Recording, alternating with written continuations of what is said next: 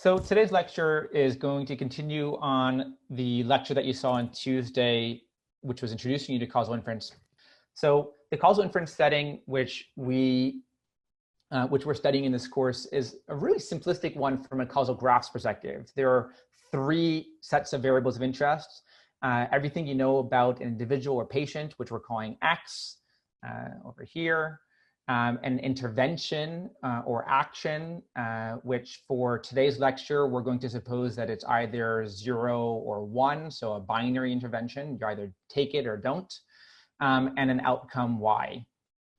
And what makes this problem of understanding the impact of the intervention on the outcome challenging is that we have to make that inference from observational data, where we don't have the ability, at least not in medicine, we typically don't have the ability to make interventions, actively interventions. And the goal of what we will be discussing in this course is about how to take data that was collected from the practice of medicine, where actions or interventions were taken, and then use that to infer something about the causal effect. And obviously, there are also randomized controlled trials where one intentionally does randomize, but the focus of today's lecture is going to be using observational data, already collected data, to try to make these conclusions. So we introduced the language of potential outcomes on Tuesday. Potential outcomes is the mathematical framework for trying to answer these questions. Then with that definition of potential outcomes, we can define the conditional average treatment effect, which is the difference between Y1 and Y0 for the individual Xi. So you'll notice here that I have notation. So I'm treating the potential outcome as a random variable in case there might be some stochasticity. So sometimes maybe if you were to give someone a treatment, it works, and sometimes it doesn't. So that's what the expectation is accounting for. Any questions before I move on? So with respect to this definition of conditional average treatment effect, then you could ask, well, what would happen in aggregate for the population? And you can compute that by taking the average of the conditional average treatment effect over all of the individuals. So that's just this expectation with respect to now P of X. Now, critically, this distribution, P of X, you should think about as the distribution of everyone that exists in your data. So some of those individuals might have received treatment 1 in the past, some of them might have received treatment 0. But when we ask this question about the average treatment effect, we're asking for both of those populations, what would have been the effect, what would have been the difference of outcomes had they received treatment 1 minus had they received treatment 0. Now, I wanted to take this opportunity to start thinking a little bit bigger picture about how causal inference can be important in a variety of societal questions. And so I'd like to now spend just a couple of minutes thinking with you about what some causal questions might be that we urgently need to answer about the COVID-19 pandemic.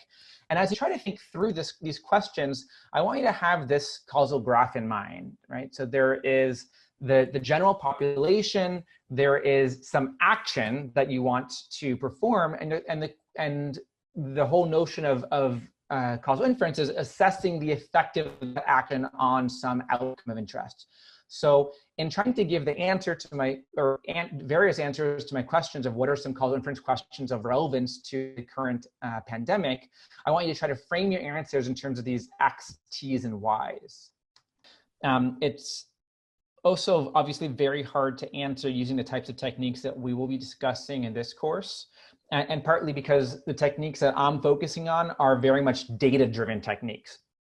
That said, the general framework that I've introduced on Tuesday for covariate adjustment of come up with a model and use that model to make a prediction, and the assumptions that underlie that in terms of, well, where is that model coming from? If you're fitting the parameters from data, having to have common support in order to be able to have any trust in the downstream conclusions.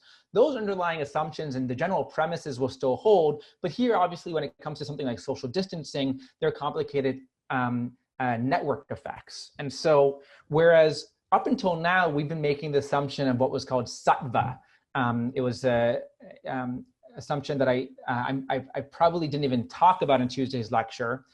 But intuitively, what the sattva assumption says is that each of your training examples are independent of each other.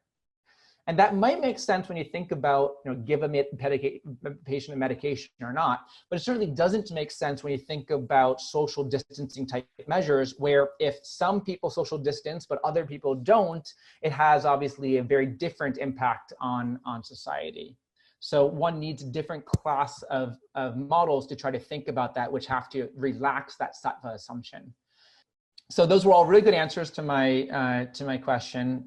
And in some sense, now so there's the epidemiological type questions that we last spoke about, but the first few set of questions about really how does one treat patients with who have COVID are the types of questions that only now we can really start to answer now, unfortunately, because we're starting to get a lot of data in the United States and internationally.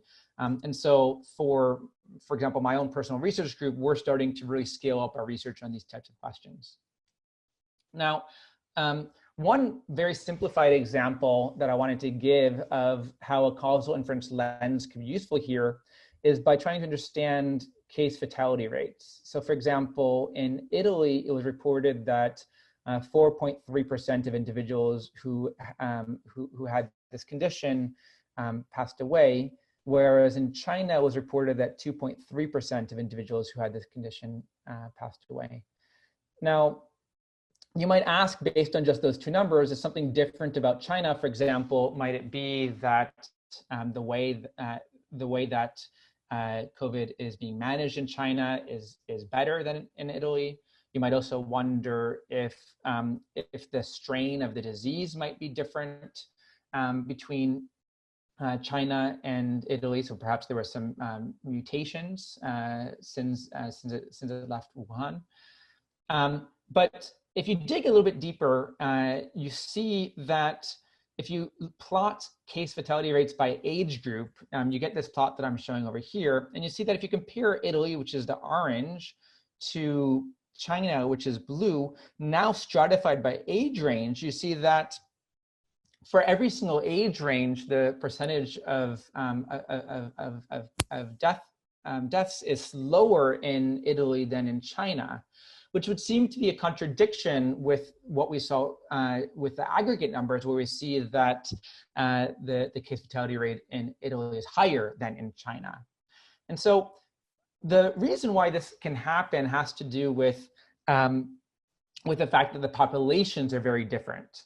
And by the way, this paradox goes by the name of Simpson's paradox. So if you dig a bit deeper, you see then that if you're to look at, well, what is the distribution of individuals in China and Italy that have been reported to have COVID, you see that in Italy, it's much more highly weighted towards these older ages. And if you then combine that with the total number of cases, you get to these discrepancies. So it now fully explains these two numbers in the plot that you see. Now, if we were to try to think about this a bit more formally, we would try to formalize it in terms of the following causal graph. And so here we have the same notions of X, T, and Y, where X is the age of an individual who has been diagnosed with COVID. T is now country. So we're going to think about the intervention here as sort of transporting ourselves from China to Italy. So thinking about changing the environment altogether. And Y is the outcome on an individual level basis. And so the formal question that one might want to ask is about the causal impact of changing the country on the outcome Y. Now, for this particular causal question, this causal graph that I'm drawing here is the wrong one. And in fact, the right causal graph probably has an edge that goes from T to X. In particular, the distribution of individuals in the country is obviously a function of the country, not the other way around. But despite the fact that there is that difference in directionality, all of the techniques that we've been teaching you in this course are still applicable for trying to ask a causal question about the impact of intervening on a country. And that's really because in some sense, these two distributions at an observational level are equivalent. And if you want to dig a little bit deeper into this example, and I want to stress that this is just for educational purposes, don't read anything into these numbers. I would go to this Colab notebook after the course. So all of this was just a little bit of setup to help frame where causal inference shows up in some things that we've been thinking and really very worried and stressed about ourselves personally recently. And I want to now shift gears to starting to get back to the course material. And in particular, I want to start today's more theoretical parts of the lectures by returning to covariate adjustment, which we ended on Tuesday. In covariate adjustment, one will use a machine learning approach to learn some model, which I'll call F. So you can imagine a black box machine learning algorithm, which takes as input both X and T. So X are your covariates of the individual that are going to receive the treatment, and T is that treatment decision, which for today's lecture, you can just assume is binary 0, 1, and uses those together now to predict the outcome Y. Now, what we showed in Tuesday was that under ignorability, where ignorability, remember, was the assumption of no hidden confounding, then the conditional average treatment effect could be defined as just a difference, could be computed as the expectation of y1 now conditioned on t equals 1. So this is the piece that I've added in here, and minus the expectation of y0 now conditioned on t equals 0. And it's that conditioning which is really important, because that's what enables you to estimate y1 from data where treatment 1 was observed, whereas you never get to observe y1 in data when treatment 0 was performed. So we have this formula, and after fitting that model F, one could then use it to try to estimate Kate by just taking that learned function, plugging in the number 1 for the treatment variable in order to get your estimate of this expectation, and then plugging in the number 0 for the treatment variable when you want to get your estimate of this distribution, of this expectation. And taking the difference between those then gives you your estimate of the conditional average treatment effect. So that's the approach. And what we didn't talk about so much was the modeling choices of what should your function class be. So this is going to turn out to be really important, and really the punchline of the next several slides is going to be a major difference in philosophy between machine learning and statistics, and between prediction and causal inference. So let's now consider the following simple model, where I'm going to assume that the ground truth in the real world has that the potential outcome yt of x, where t again is the treatment, is equal to some simple linear model involving the covariates x and the treatment t. So in this very simple setting, I'm going to assume that we just have a single feature or covariate for the individual, which is their age. And I'm going to assume that this model doesn't have any terms with an interaction between x and t. So it's fully linear in x and t. So this is an assumption about the true potential outcomes. And what we'll do over the next couple of slides is think about what would happen if you now modeled y of t, so modeling it with some function f, where f was, let's say, a linear function versus a nonlinear function, if f took this form or a different form. And by the way, I'm going to assume that the noise here, epsilon t, can be arbitrary, but that it has 0 mean. So let's get started by trying to estimate what the true Kate is, or conditional average treatment effect, for this potential outcome model. Well, just by definition, the kate is the expectation of y1 minus y0. We're going to take this formula and we're going to plug it in for the first term using t equals 1. And that's why you get this term over here with gamma. And the gamma is because, again, t is equal to 1.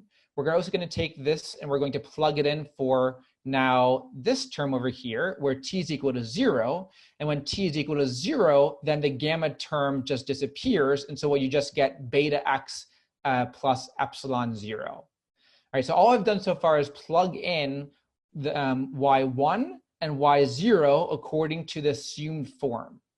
But notice now that there's some terms that cancel out. In particular, the beta x term over here cancels out with the beta x term over here.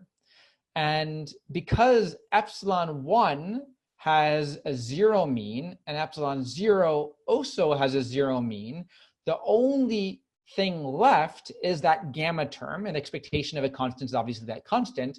And so what we conclude from this is that the kate value is gamma.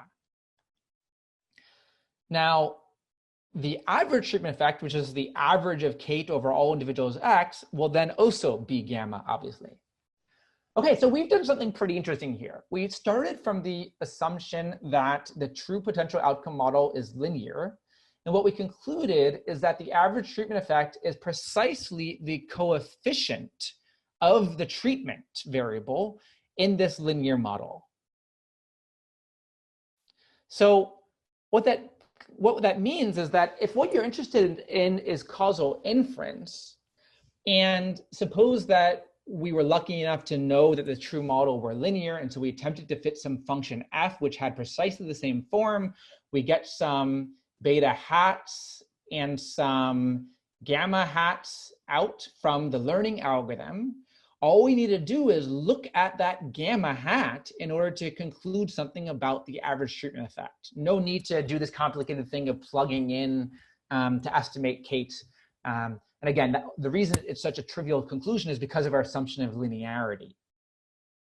Now, what that also means is that if you have errors in learning, in particular, suppose, for example, that you are estimating your gamma hat wrongly, then that means you're also going to be getting wrong your estimates of your conditional and average treatment effects. There's a question here, which I was lucky enough to see, that says, what does gamma represent in terms of the medication? Thank you for that question. So gamma is, well, literally speaking, gamma tells you the conditional average treatment effect, meaning if you were to give the treatment versus not giving the treatment, how that affects the outcome. Think about the outcome of interest being the patient's blood pressure, there being potential confounding factor, the patient's age, and T being one of two different blood pressure measurements. If gamma is positive, then it means that treatment 1 is more effective. Treatment 1 increases the patient's blood pressure relative to treatment 0. And if gamma is negative, it means that that treatment 1 decreases the patient's blood pressure relative to treatment 0. So in machine learning, sorry, there's another chat. Thank you, good.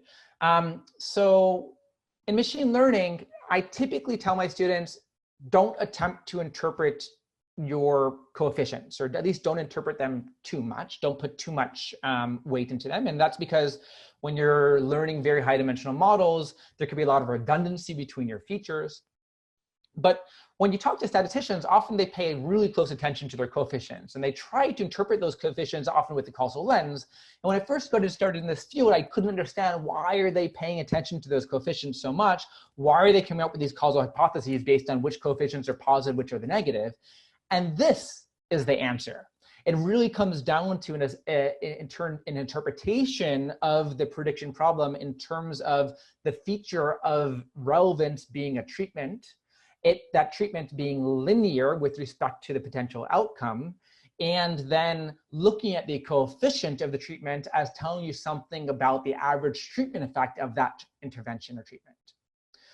Moreover, that also tells us why it's often very important to look at confidence intervals. So one might want to know, okay, we have some small data set, we get some estimate of gamma hat, but what if you had a different data set? So what happens if you had a new sample of this 100 data points? How would your estimated gamma hat vary?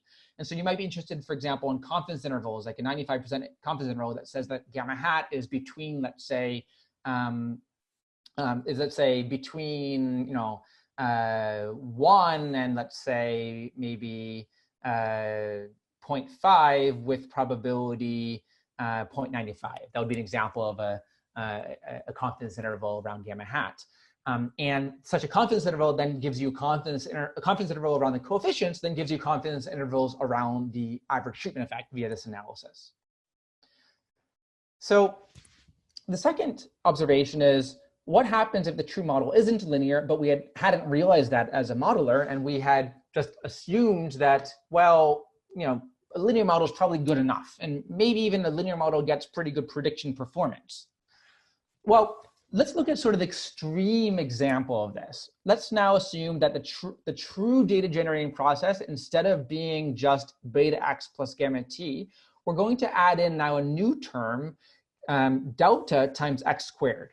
Now, this is the most naive extension of the original linear model that you could imagine, because I'm not even adding any interaction terms like 10 times xt. So no interaction terms involving treatment and covariate. Treatment is still, the potential outcome is still linear in treatment. We're just adding a single nonlinear term involving one of the features. Now, if you compute the average treatment effect via the same analysis we did before, you'll again find the average treatment effect is gamma. Let's suppose now that we hadn't known that there was that delta x squared term in there, and we hypothesized that the potential outcome was given to you by this linear model involving x and t. And I'm going to use y hat to denote that that's going to be the function family that we're going to be fitting. So we now fit that beta hat and gamma hat. And if you had infinite data drawn from this true generating process, which is again unknown, what one can show is that the gamma hat that you would estimate using any reasonable estimator like a least squares estimator is actually equal to gamma, the true ATE value, plus delta times this term. And notice that this term does not depend on beta or gamma. What this means is, depending on delta, your gamma hat could be made arbitrarily large or arbitrarily small. So for example, if delta is very large, gamma hat might become positive when gamma might have been negative. And so your conclusions about the average treatment effect could be completely wrong. And this should scare you, right? This is the thing which makes using covariate adjustment so dangerous, which is that if you're making the wrong assumptions about the true potential outcomes, you could get very, very wrong conclusions. So because of that, one typically wants to live in a world where you don't have to make many assumptions about the form so that you could try to fit the data as well as possible. So here you see that there's this nonlinear term. Well, obviously, if you had used some nonlinear modeling algorithm like a neural network or maybe a random forest, then it would have the potential to fit that nonlinear function and then maybe wouldn't get caught in this same trap. And there are a variety of machine learning algorithms that have been applied to causal inference, everything from random forests and Bayesian additive regression trees to algorithms like Gaussian processes and deep neural networks. I'll just briefly highlight the last two. So Gaussian processes are very often used to model continuous valued potential outcomes. And there are a couple of ways in which they could be done. So for example, one class of models might treat y1 and y0 as two separate Gaussian processes and fit those two to the data. A different approach shown on the right here would be to treat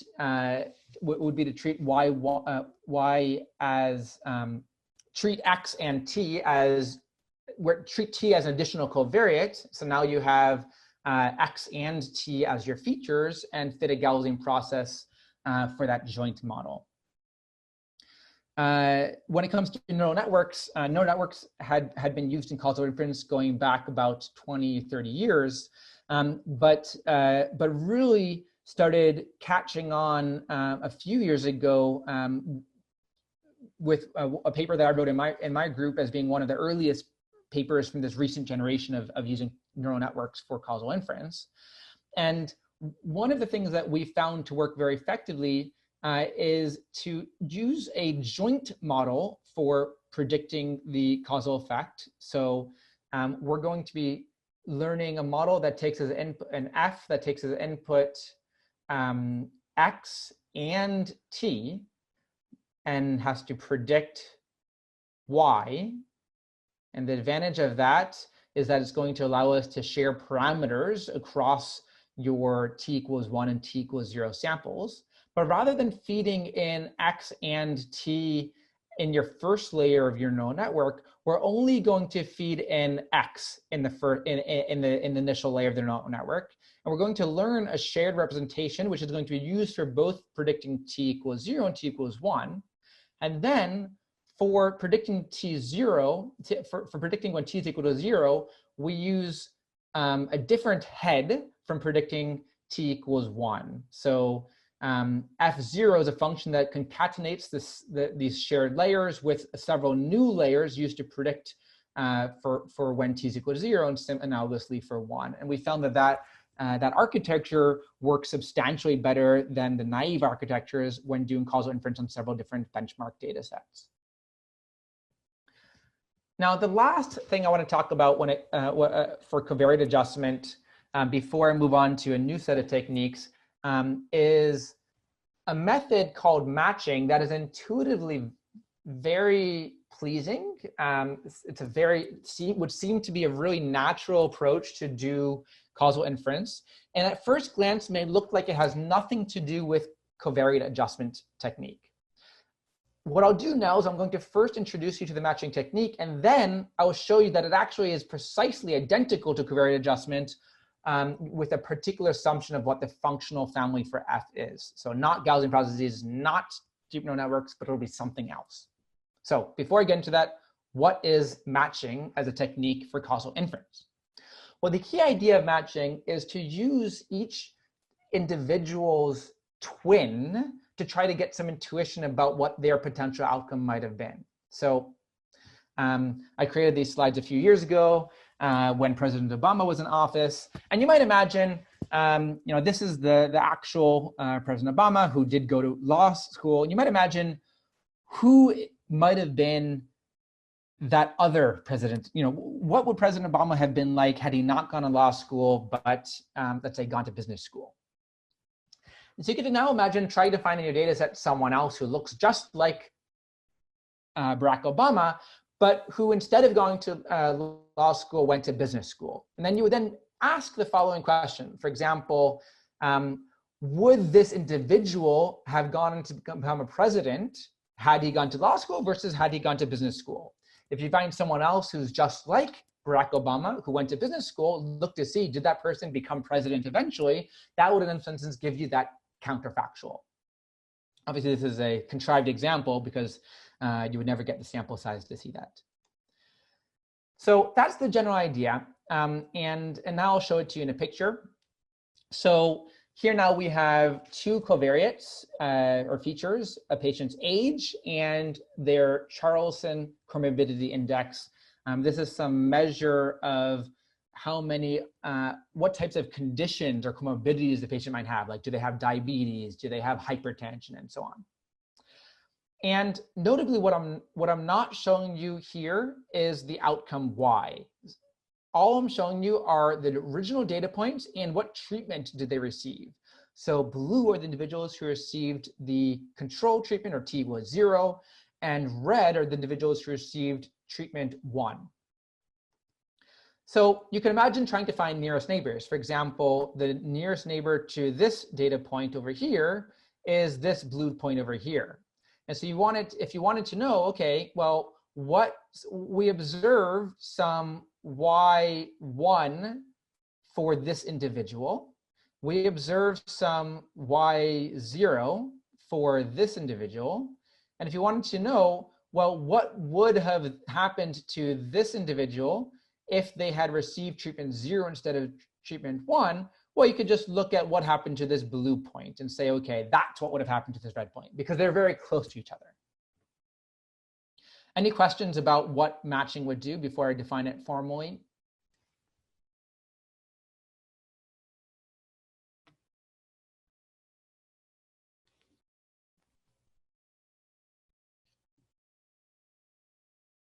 Here, yep, okay, good, one question.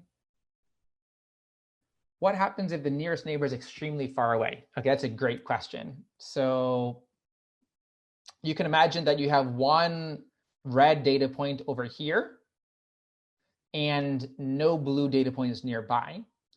The matching approach wouldn't work very well. So this data point, the nearest neighbor, is this blue point over here, which intuitively is very far from this red point. And so if we were to estimate this red point's counterfactual using that blue point, we're likely to get a very bad estimate. And in fact, that is going to be one of the challenges of matching-based approaches. It's going to work really well in a high-dimensional setting where you can imagine, or sorry, in a large sample. It's going to work very well in a large sample setting where you could hope that you're likely to observe a counterfactual for every individual. And it won't work well if you have very limited data. And of course, all of this is going to be subject to the assumption of common support.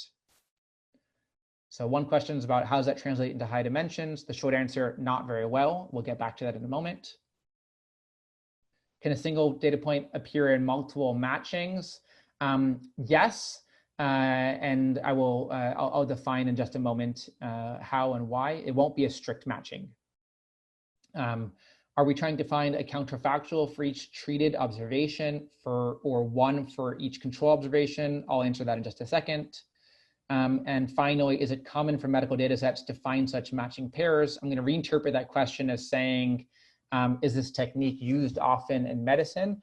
And the answer is yes, it's used all the time in clinical research, despite the fact that biostatisticians for quite a few years now have been trying to argue that folks should not use this technique for reasons that you'll see shortly. So it's widely used, it's very intuitive, which is why I'm teaching it, and it's going to fit into a very general framework, as you'll see in just a moment, which will give you the natural solution for the problems that I'm going to raise. So moving on, and then I'll return to any remaining questions.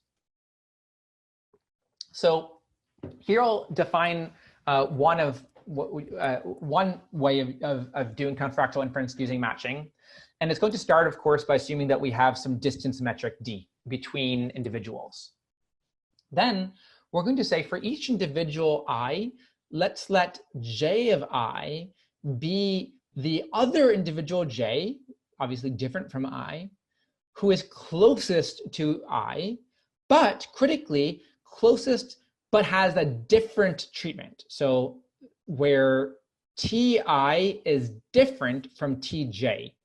Okay, and again, I'm assuming binary, so tj is either 0 or 1. With that definition, then, we're going to define that we're going to define our estimate of the conditional average treatment effect for an individual is whatever their actual observed outcome was.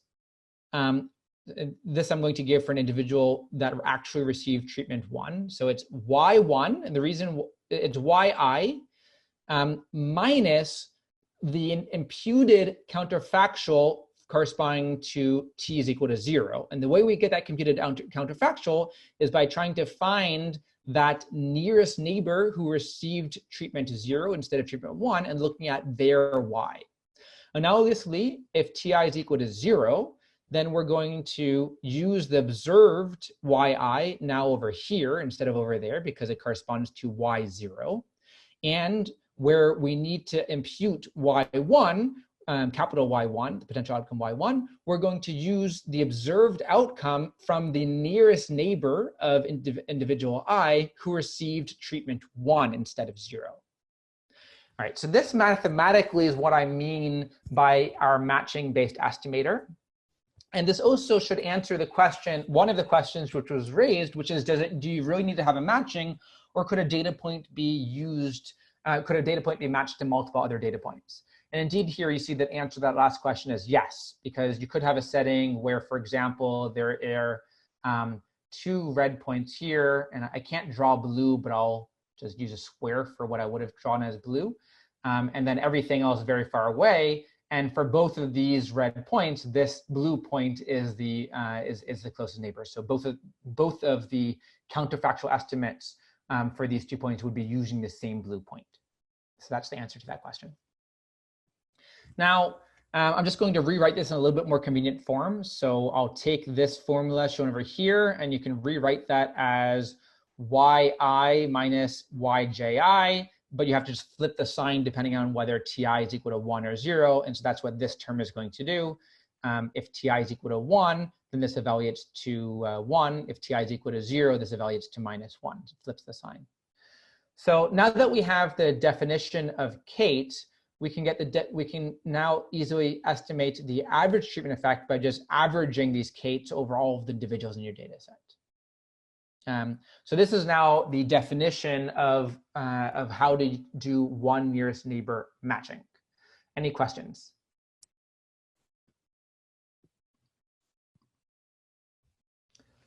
So one question is, do we ever use the metric D to weight how much we would quote unquote trust the matching? That's a good question. So what Hannah's asking is, what happens if you have, for example, very many nearest neighbors, or analogously, what happens if you have some nearest neighbors that are really close, some that are really far? You might imagine trying to weight your nearest neighbors by the distance from the data point. And you can imagine even doing that. You can even imagine coming up with an estimator which might discount certain data points if they don't have nearest neighbors near them at all by the corresponding weighting factor. Yes, that's a good idea. Yes, you can come up with a consistent estimator of the average treatment effect through such an idea.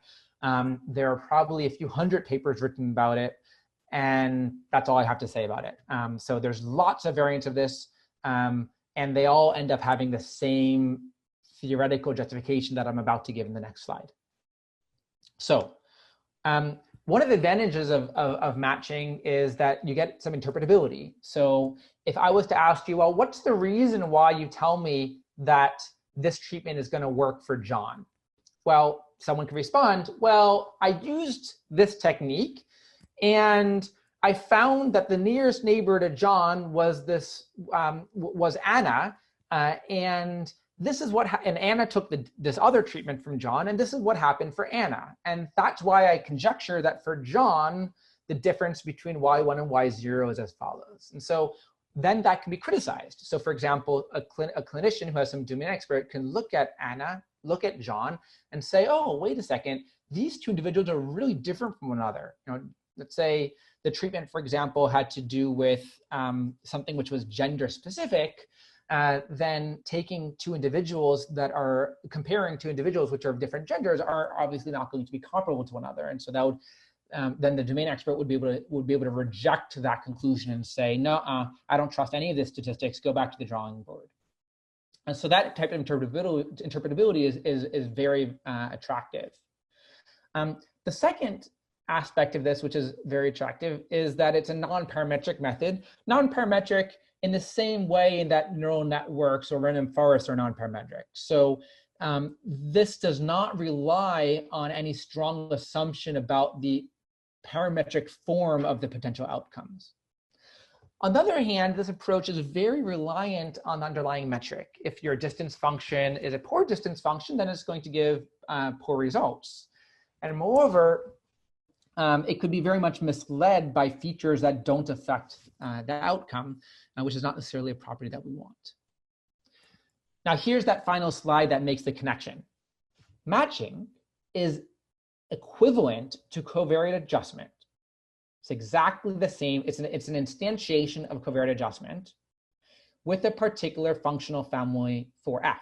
So rather than assuming that your function f, that black box, is a linear function or a neural network or random forest or a Bayesian additive regression tree, we're going to assume that that function takes the form of a nearest neighbor classifier.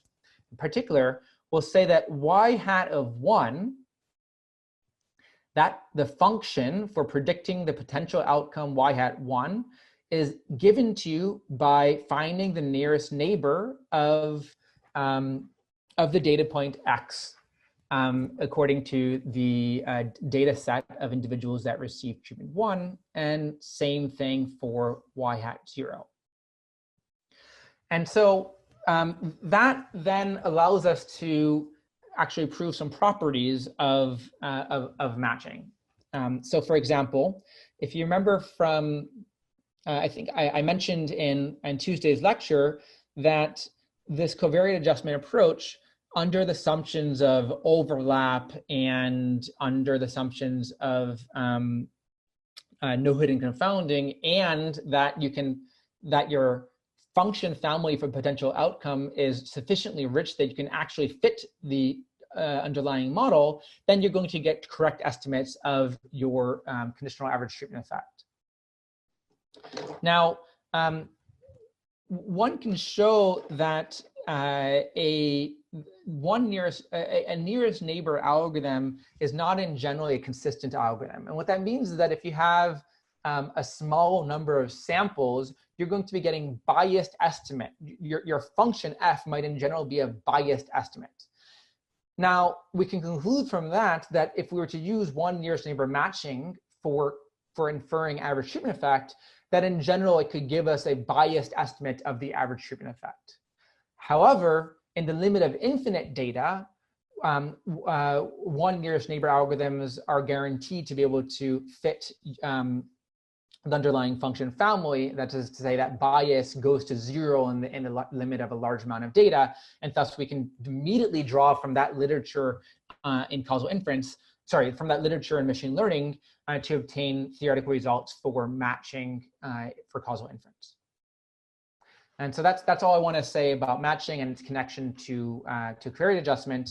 And really the punchline is think about matching just as another type of covariate adjustment, one which uses a nearest neighbor function family, and thus should be compared to other approaches to covariate adjustment, such as, for example, using machine learning algorithms that are designed to be interpretable.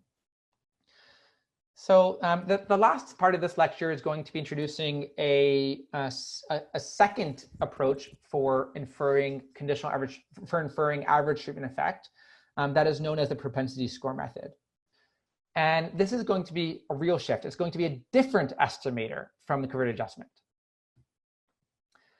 So as I mentioned, it's going to be used for estimating average treatment effect. And problem set 4, you're going to see how you can use the same sorts of techniques I'll tell you about now for also estimating conditional average treatment effect, but that won't be obvious just from today's lecture. So the key intuition for propensity score method is to think back to what would have happened if you had a randomized control trial. In a randomized control trial, again, you get choice over what treatment to give each individual. So you might imagine flipping a coin. If it's heads, giving them treatment 1. If it's tails, giving them treatment 0. So given data from a randomized control trial, then there's a really simple estimator shown here for the average treatment effect. You just sum up the values of y for the individuals that receive treatment 1 divided by n1, which is the number of individuals that receive treatment 1. So this is the average outcome for all people who got treatment 1. And you just subtract from that the average outcome for all individuals who receive treatment 0. And that can be easily shown to be an unbiased estimator of the average treatment effect had your data come from a randomized control trial. So the key idea of a propensity score method is to turn an observational study into something that looks like a randomized control trial via reweighting of the data points. So here's the picture I want you to have in mind. Again, here I am not showing you outcomes. I'm just showing you the features X, that's what the data points are, and the treatments that were given to them, the T's, and the T's in this case are being denoted by the color of the dots. So red is T equals 1, blue is T equals 0. And my apologies in advance for anyone who's colorblind. So the key challenge when working with an observational study is that there might be bias in terms of who receives treatment 0 versus who receives treatment 1. If this was a randomized control trial, then you would expect to see the reds and the blues all intermixed equally with one another. But as you can see here in this data set, there are very many more people who received, very more young people who received treatment 0 than received treatment 1. Said differently, if you look at the distribution over X conditioned on t equals 0 in the data, it's different from the distribution over X conditioned on the people who received treatment 1. So what the propensity score method is going to do is going to recognize that there is a difference between these two distributions, and it's going to reweight data points so that in aggregate it looks like in any one region. So for example, to imagine looking at this region, that there's roughly the same number of red and blue data points, where, if you think about blowing up this red data point, here I made it very big, you can think about it being many, many red data points of the corresponding weight. If we look over here, see again, so roughly same number of red and blue, same amount of red and blue mass as well. So if we can find some way to increase or decrease the weight associated with each data point such that now it looks like the two distributions, those who receive treatment 1 and those who receive treatment 0, look like they came from look like now they have the same distribution, weighted distribution, then we're going to be in business. So we're going to search for those weights W that have that property. So to do that, we need to introduce one new concept, which is known as the propensity score. The propensity score is given to you by the probability that t equals 1 given X. Here again, we're going to use machine learning. Whereas in covariate adjustment, we use machine learning to predict Y conditioned on X comma T. That's what covariate adjustment did. Here, we're going to be ignoring Y altogether. We're just going to take X as input, and we're going to be predicting T. So you can imagine using logistic regression, giving you covariates to predict which treatment any given data point came from. Here, you're using the full data set, of course, to make that prediction. So we're looking at both X's, both data points where T equals 1 and T equals 0. T is your label for this.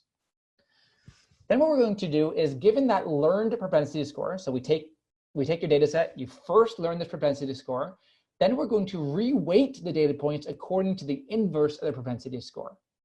And you might ask, this looks familiar, right? This whole notion of reweighting data points, this whole notion of trying to figure out which quote unquote data set a data point came from, the data set of individuals who received treatment 1 or the data set of individuals who received treatment 0, that sounds really familiar. And it's because it's exactly what you saw in lecture 10 when we talked about data set shift. And in fact, this whole entire method, as you'll develop in problem set 4, is a special case of learning under dataset shift. So here now is the propensity score algorithm. We take our data set, which have samples of X, T, and Y, where Y of course tells you the potential outcome corresponding to the treatment T. We're going to use any machine learning method in order to estimate this model that can give you a probability of treatment given X. Now, critically, we need a probability for this. We're not trying to do classification. We need an actual probability. And so if you remember back to previous lectures when we spoke about calibration, about the ability to accurately predict probabilities, that is going to be really important here. And so, for example, if we were to use a deep neural network in order to estimate the propensity scores, deep neural networks are well known to not be well calibrated. And so one would have to use one of a number of new methods that have been recently developed to make the output of deep learning calibrated in order to use this type of technique. So after finishing step 1, now that you have a model that can allow you to estimate the propensity score for every data point X, we now can take and estimate your average treatment effect with the following formula. It's 1 over n of the sum over the data points, where the data points corresponding to the treatment 1 of yi, that part is identical to before, but what you see now is that we're going to divide it by the propensity score. And so this denominator, that's the new piece here. That's the inverse of the propensity score, is precisely the weighting that we were referring to earlier. And the same thing happens over here for ti equals 0. Now, let's try to get some intuition about this formula. And I like trying to get to intuition by looking at a special case.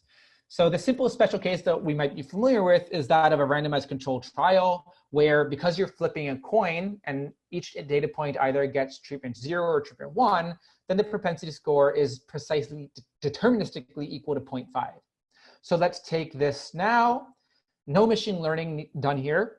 Let's just plug it in to see if we get back the formula that I showed you earlier for the estimate of the average treatment effect in a randomized controlled trial. So we plug that in over there. This now becomes 0.5, and plug that in over here. This also becomes 0.5. And then what we're going to do is we're just going to take that 0.5, we're going to bring that out, and this is going to become a 2 over here, and same a 2 over here.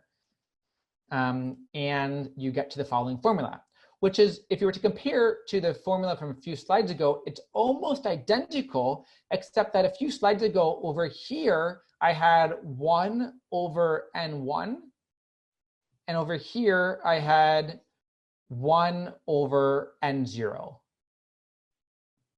Now, these two are two different estimators for the same thing. And the reason why you can see they're the same thing is that in a randomized controlled trial, the number of individuals that receive treatment 1 is on average N over 2.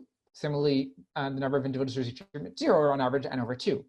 So if you were to, that N over 2 sort of cancels out with this 2 over N is what gets you a correct estimator. So this is a slightly different estimator, but nearly identical to the one that I showed you earlier, and by this argument is a consistent estimator of the average treatment effect in a randomized controlled trial.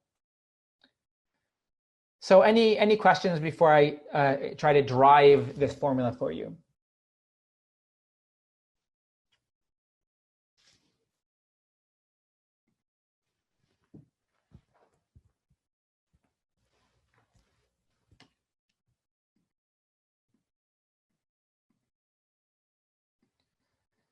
Okay, so one student asks, so the propensity score is the quote unquote bias of how likely people are assigned to t equals 1 or t equals 0? Yes, that's exactly right. So if you were to imagine taking an individual where this probability for that individual is, let's say, very close to 1, it means that there are very few other people in the data set who receive treatment 1. They're a red data point in a sea of blue data points. And by dividing by that, we're going to be trying to remove that bias, and that's exactly right. Thank you for that question. Are there other questions?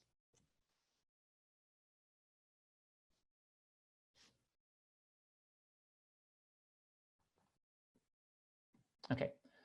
I really appreciate the questions via the chat window, so thank you. All right, so let's now try to derive this formula. Recall the definition of average treatment effect. And for those who are paying very close attention, you might notice that I removed the expectation over y1. And for this derivation that I'm going to give you, I'm going to assume that the potential outcomes are all deterministic because it makes the math easier, but is without loss of generality. So the average treatment effect is the expectation with respect to all individuals of the potential outcome y1 minus the expectation with respect to all individuals of the potential outcome y0. So this term over here is going to be our estimate of that. And this term over here is going to be our estimate of this expectation. So naively, if you were to just take the observed data, it would allow you to compute, if you, for example, just average the values of y for the individuals who receive treatment 1, that would give you this expectation that I'm showing on the bottom here. I want you to compare that to the one that's actually needed in the average treatment effect. Whereas over here is an expectation with respect to individuals that receive treatment 1. Up here, this was an expectation with respect to all individuals.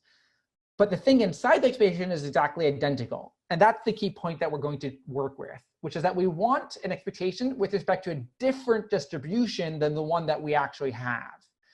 And again, this should be ringing bells because this sounds very, very familiar to the dataset shift story that we talked about a few lectures ago. So I'm going to show you how to derive an estimator for just this first term, and the second term is obviously going to be identical. So let's start out with the following.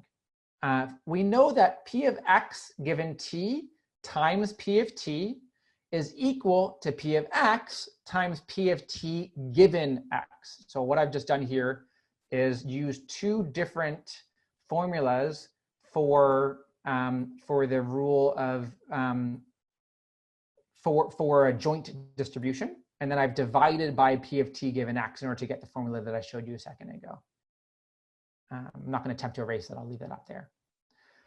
So the next thing we're going to do is we're going to say, okay, if we were to compute an expectation with respect to P of X given T equals 1, and if we were to now take the value that we observe, Y1, which we can get observations for all the individuals who receive treatment 1, and if we were to reweight this observation by this ratio, where remember this ratio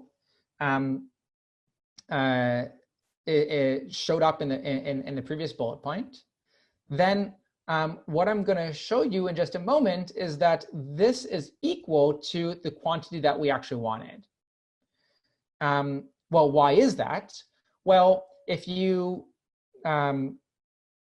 expand this expectation is an integral with respect to P of X conditioned on T equals 1 times the thing inside the brackets. And because we know that because we know from up here that P of X conditioned on T equals 1 times P of T equals 1 divided by P of T equals 1 conditioned on X is equal to P of X, this whole thing is going to be equal to an integral times of P of X times Y1, which is precisely the definition of the expectation that we want. Right? So this was a very simple derivation to show you that the reweighting gets you what you need.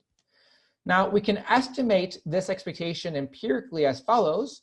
We're going to now sum over all data points that receive treatment 1. We're going to take an average, so we're dividing by the number of data points that receive treatment 1. For P of T equals 1, we're just going to use the empirical estimate of how many individuals receive treatment 1 in the data set divided by the total number of individuals in the data set. That's N1 divided by N. And for the denominator, P of T equals 1 conditional on X, we just plug in now the propensity score, which we had previously estimated. And we're done. And so that now is our estimate for the first term in the average treatment effect. And you could do that analogously for Ti equals 0. And I've shown you the full proof of why this is an unbiased estimator for average treatment effect. So I'm going to be concluding now in the next 2 minutes. First, I just wanted to comment on what we just saw. So we saw a different way to estimate the average treatment effect, which only required estimating the propensity score. In particular, we never had to use a model to predict Y in this approach for estimating the average treatment effect. And that's a good thing and a bad thing. It's a good thing because if you had errors in estimating your model Y, as I showed you in the very beginning of today's lecture, that could have a very big impact on your estimate of your average treatment effect. And so that doesn't show up here. On the other hand, this has its own disadvantages. So for example, the propensity score is going to be really affected by lack of overlap. Because when you have lack of overlap, it means there's some data points where the propensity score is very close to 0 or very close to 1. And then that really leads to very large variance in your estimators. And a very common trick which is used to try to address that concern is known as clipping, where you simply clip the propensity scores so they're always bounded away from 0 and 1. But that's really just a heuristic, and it can, of course, then lead to biased estimates of the average treatment effect. So there's a whole family of causal inference algorithms that attempt to use ideas from both covariate adjustment and inverse propensity weighting. For example, there's a method called doubly robust estimators, and we'll try to provide a citation for those estimators in the scribe notes. And these doubly robust estimators are a different family of estimators that actually bring in both of these techniques together. And they have a really nice property, which is that if either one of them fail, you still get valid estimates of average treatment effect. going to skip this and just jump to the summary now, which is that we've presented two different approaches for causal inference from observational data: covariate adjustment and propensity score-based methods. And both of these, I need to stress, are only going to give you valid results under the assumptions we outlined in the previous lecture. For example, that your causal graph is correct, critically, that there's no unobserved confounding. And second, that you have overlap between your two treatment classes. And third, if you're using a non-parametric regression approach, overlap is extremely important, because without overlap, your model is undefined in regions of space, and thus, as a result, you have no way of verifying if your extrapolations are correct. And so one has to use trust in the model, which is not something we really like. And in propensity score methods, overlap is very important, because if you don't have that, you get inverse propensity scores that are either which are infinite and lead to extremely high variance estimators. So in the end of the slides, which are already posted online, I include some references that I strongly encourage folks to follow up on. First, references to two recent workshops that have been held in the machine learning community, so that you can get a sense of what the latest and greatest in terms of research and causal inference are. Two different books on causal inference that you can download for free from MIT, and finally some papers that I think are really interesting and particularly of interest potentially to course projects. So we are at time now. I will hang around for a few minutes after lecture, as I would normally, but I'm going to stop the recording of the lecture.